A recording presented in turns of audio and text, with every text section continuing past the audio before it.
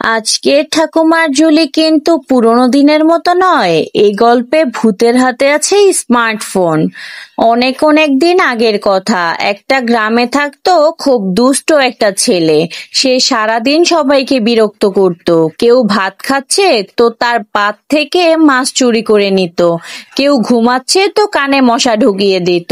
একদিন গ্রামের বুড়িমা বলল, ওরে তুই যদি এভাবে দুষ্টুমি করিস, একদিন ঠাকুমার ঝুলি থেকে বেরিয়ে আসা ভূত তোকে ধরে নিয়ে যাবে।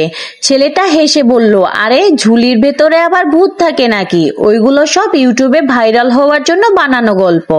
ঠিক তখনই রাতের বেলা তার সামনে হাজির হলো এক লম্বা চওড়া ভূত, হাতে মোবাইল, তাতে লেখা, তোর ভিডিও অলরেডি ভাইরাল, এখন তুই আমার সাথে চল।